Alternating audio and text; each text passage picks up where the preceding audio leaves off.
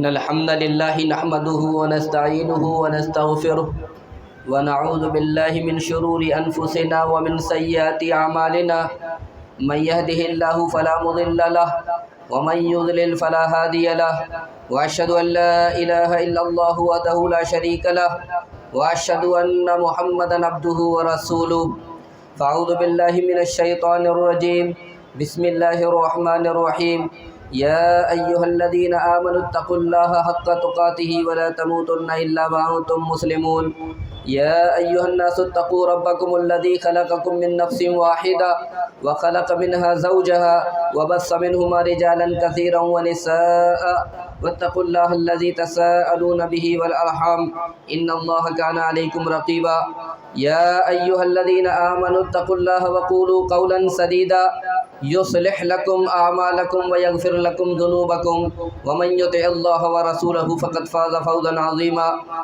أما بعد فإن خير الحديث كتاب الله وخير الهدي هدي محمد صلى الله عليه وسلم وشر الأمور محدثاتها وكل محدثة بدعة وكل بدعة ضلالة وكل ضلالة في النار فأعوذ بالله من الشيطان الرجيم بسم الله الرحمن الرحيم قاف والقرآن المجيد بل عجبوا أن جاءهم منذر منهم فقال الكافرون هذا شيء عجيب أإذا متنا وكنا ترابا ذلك رجع بعيد قد علمنا ما تنقص الأرض منهم وعندنا كتاب حفيظ بل كذبوا بالحق لما جاءهم فهم في أمر مريج أفلم ينظروا إلى السماء فوقهم كيف بنيناها وزيناها وما لها من فروج والأرض مددناها وألقينا فيها رواسي وأنبتنا فيها من كل زوج بهيج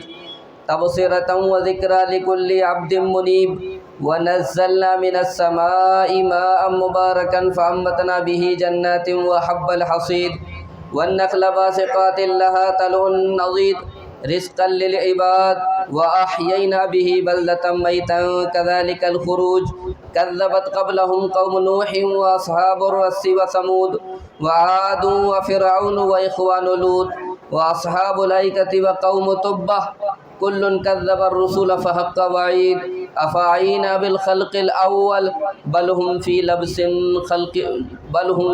من خلق جديد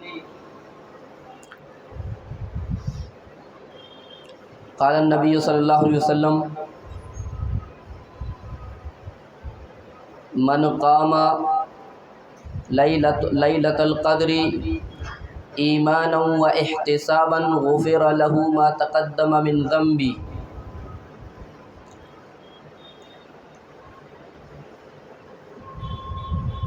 تمام قسم کی تعریف و توصیف حمد و ثنا کبریائی بڑائی عزت بزرگی خالق کائنات مالک کے ارض و سماوات کے لیے لائق و زیبا ہے کہ جس نے اس کائنات کو سنوارا اس نے بنایا اور اس کائنات کا نظام چلانے والا بھی وہی ہے۔ بعدہ لاکھوں کروڑوں درود و سلام ہو اس کے آخری نبی تاجدار مدینہ سرور کائنات جناب محمد الرسول اللہ صلی اللہ علیہ وسلم پر۔ اللہم صلی وسلم علی نبینا محمد۔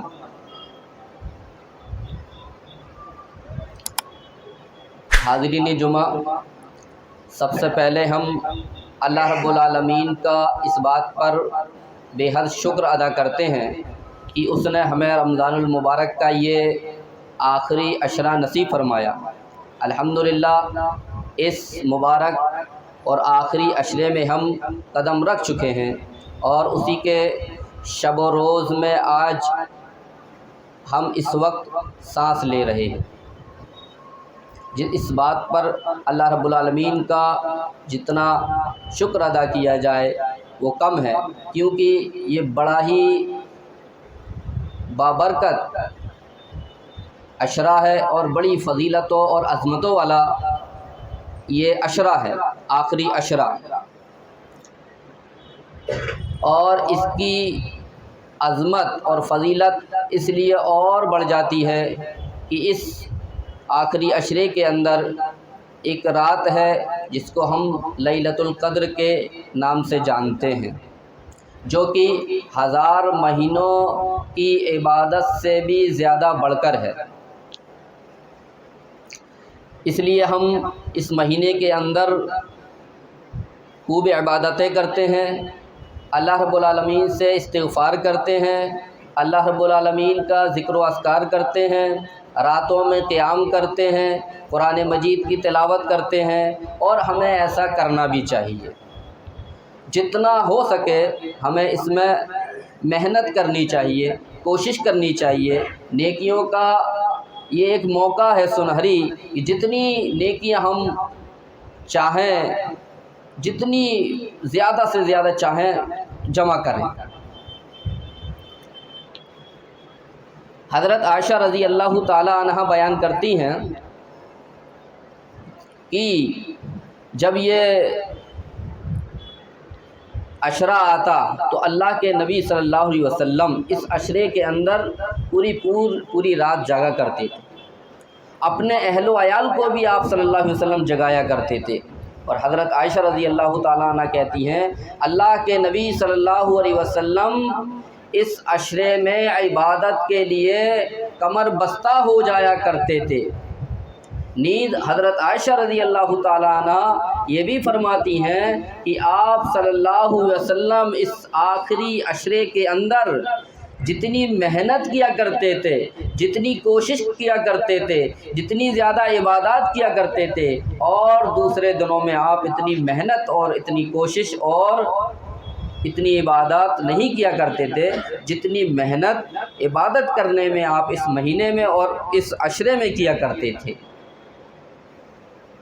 اس عشرے کے اندر جو ایک رات ہے جس کو ہم لیلۃ القدر کے نام سے جانتے ہیں، وہ بڑی برکتوں والی رات ہے، بڑی فضیلت والی رات ہے۔ اس کی عظمت کے لیے، اس کی فضیلت کے لیے، اس کی برکت کے لیے یہی بات کافی ہے کہ اللہ رب العالمین نے قرآن مجید کے اندر ایک پوری کی پوری سورت اسی رات کے نام سے نازل کر دی، جس کو ہم سورۃ القدر کہتے ہیں۔ ایک پوری کی پوری صورت اللہ رب العالمین نے اس رات، اس آخری عشرے کے اندر پائی جانے والی رات کے متعلق نازل کر دی، جس کو ہم قدر والی رات کہتے ہیں، جس کو ہم لیلۃ القدر کہتے ہیں۔ فرمایا اللہ رب العالمین نے انا انزلناہ فی لیلۃ القدر، یقیناً ہم نے اس کو یعنی قرآن مجید کو قدر والی رات میں نازل کیا ہے، لیلۃ القدر میں ہم نے اس کو نازل کیا ہے۔ قرآن مجید سب سے پہلے لوح محفوظ سے بیت العزہ میں نازل ہوا، وہ قدر والی رات تھی، اور اللہ کے نبی صلی اللہ علیہ وسلم پر جب یہ قرآن نازل ہوا تو وہ 17واں رمضان کی رات تھی۔ تو قرآن دنیا میں بھی رمضان میں نازل ہوا، اور لوح محفوظ سے بیت العزہ پر بھی قرآن مجید رمضان میں نازل ہوا، اور وہ لیلۃ القدر میں نازل ہوا۔ یک بارگی اللہ رب العالمین نے بیت العزہ پر اس کو نازل کیا، اور اللہ کے نبی صلی اللہ علیہ وسلم پر یہ قرآن اللہ رب العالمین نے دھیرے دھیرے رفتہ رفتہ 23 سال کے اندر مکمل نازل کیا۔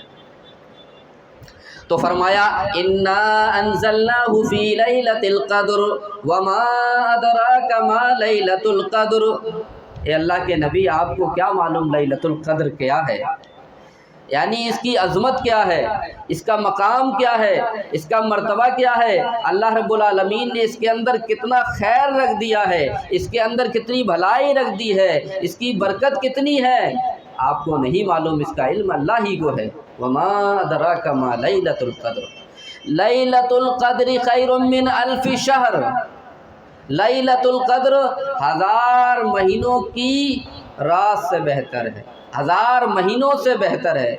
قدر والی رات 1000 مہینوں سے زیادہ بہتر ہے۔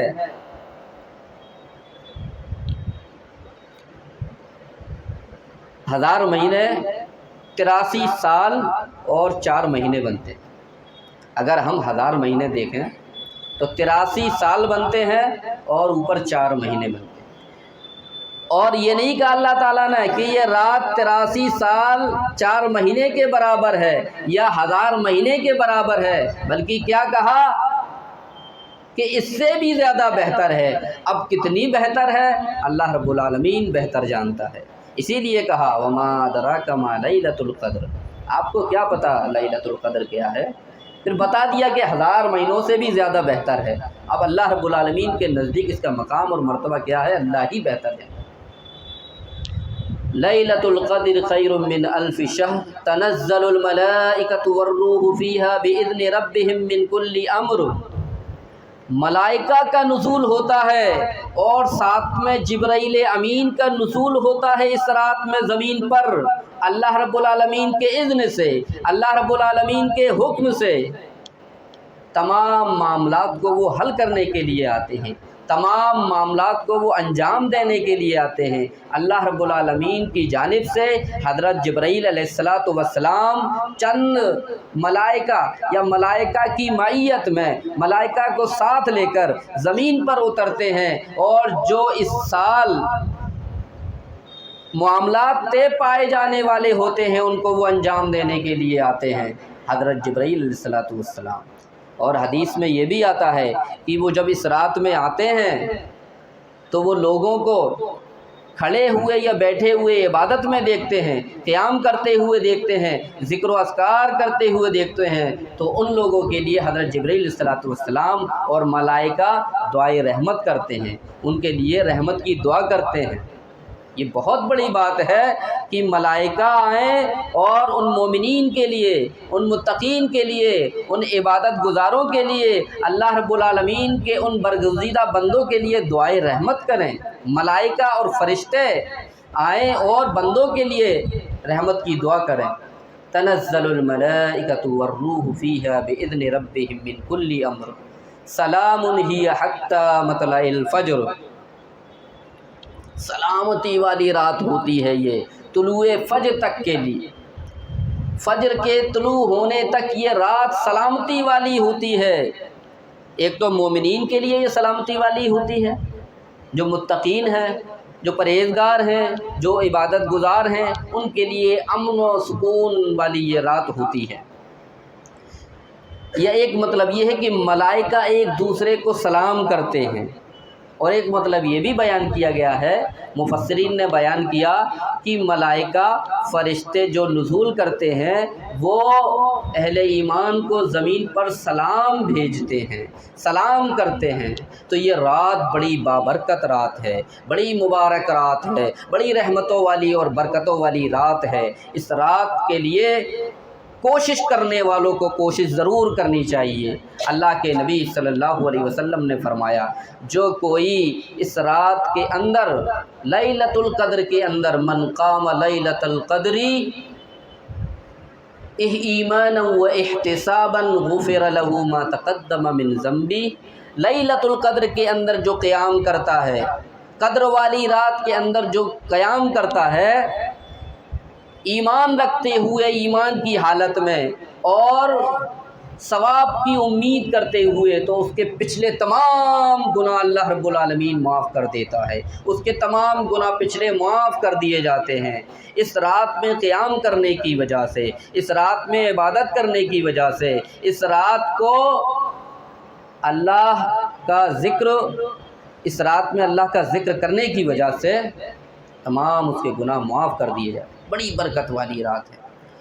تو جس کو بھی یہ رات میسر ہو اور وہ استطاعت رکھتا ہو تو ضرور بضرور وہ اس رات کو وہ جاگے، اس رات میں قیام کرے، ذکر کرے۔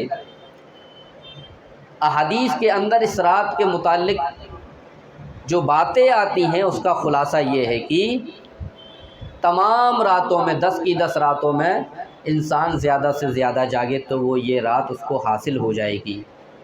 اللہ کے نبی نے یہ بھی فرمایا ہے کہ اس عشرے کی 5 راتوں میں، 5 طاق راتوں میں جاگنے والوں کو جاگنا چاہیے۔ وہ جاگیں، اس میں خوب محنت کریں، کوشش کریں تو اس کو وہ ایک رات حاصل ہو جائے گی۔ بعض روایتوں سے پتہ چلتا ہے کہ 27ویں رات، ایک صحابی رسول قسم کھا کے کہتے تھے وہ 27ویں ہی رات ہے، تو زیادہ امکان ہے کہ وہ 27ویں ہی رات ہو۔ بہرحال مختلف روایتیں ہیں، خلاصہ یہ ہے تمام حدیث کا کہ یہ پورا ہی پورا عشرہ ہے، ایسا ہے کہ اس میں خوب عبادت کرنی چاہیے، خوب اس میں اللہ کا ذکر کرنا چاہیے، قرآن کی تلاوت کرنی چاہیے۔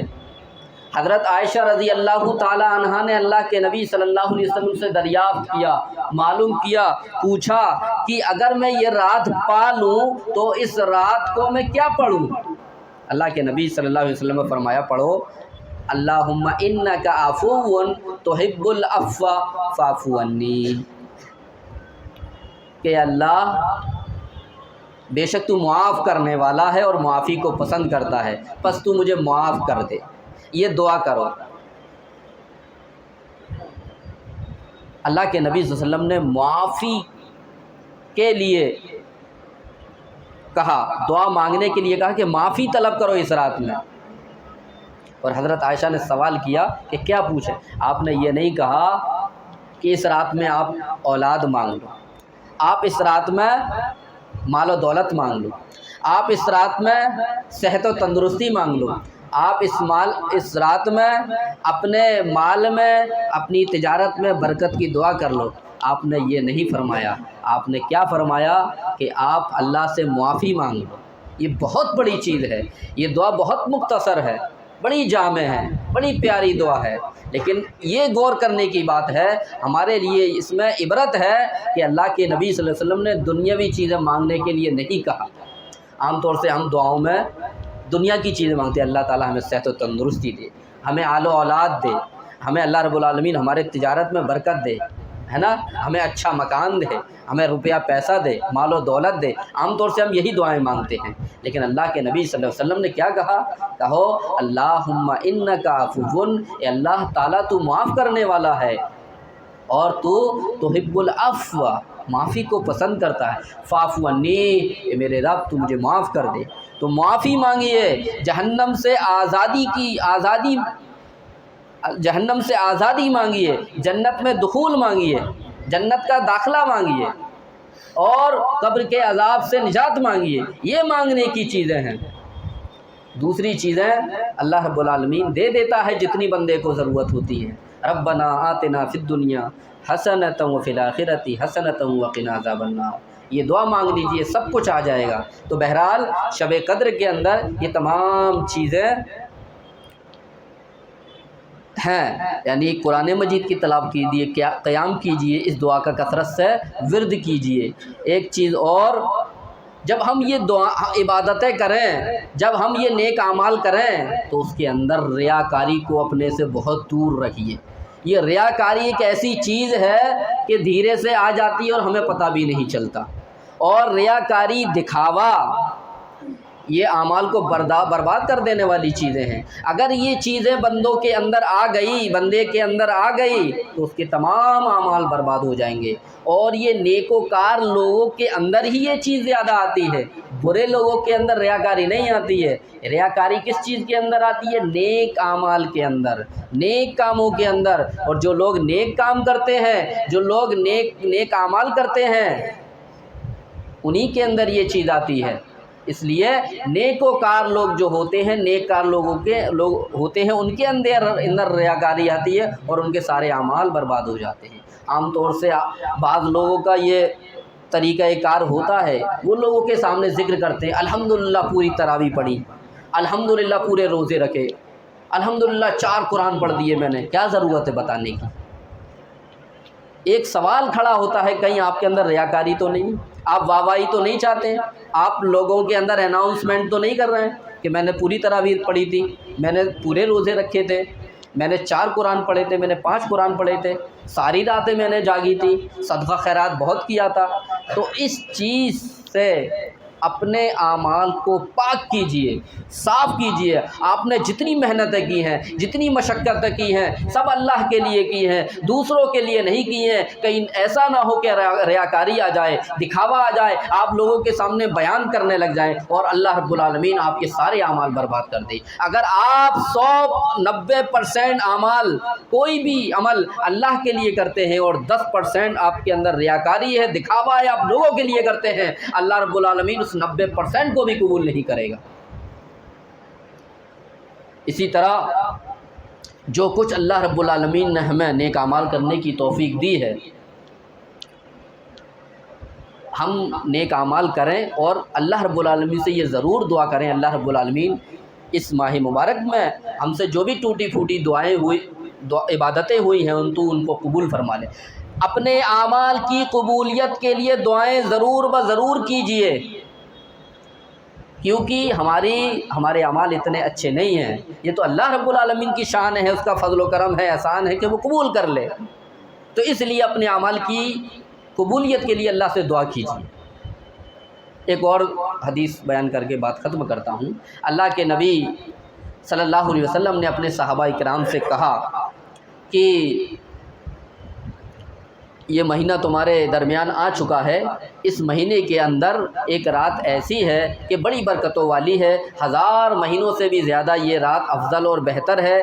اس کے اندر جو برکتیں ہیں، ان برکتوں سے وہی شخص محروم رہ سکتا ہے جس کے مقدر میں اللہ رب العالمین نے محرومی لکھ دی ہو۔ تو اس مہینے کے اندر ہمیں محرومی نہیں حاصل کرنی ہے، ہمیں اللہ رب العالمین سے مقبولیت حاصل کرنی ہے، ہمیں خوب عبادت کرنی ہے اللہ کے لیے، اور اس مہینے میں خوب نیکیاں حاصل کرنی ہیں، اور جو کچھ بھی ایام گزر گئے ہیں خوب ان کو غنیمت سمجھتے ہوئے ہمیں نیک اعمال زیادہ سے زیادہ کرنے ہیں۔ اللہ رب العالمین سے دعا ہے کہ اللہ رب العالمین ہمیں نیک اعمال کرنے کی توفیق عطا فرمائے۔ اللہ رب العالمین اس ماہ مبارک میں ہم نے جو بھی ٹوٹی پھوٹی عبادتیں کی ہیں، اے اللہ رب العالمین تو اپنے دربار میں اس کو شرف قبولیت عطا فرما۔ اللہ رب العالمین ہمارے اعمال سے ریاکاری کو، دکھاوے کو نکال دے۔ آمین۔ تقبل یا رب العالمین۔ السلام علیکم۔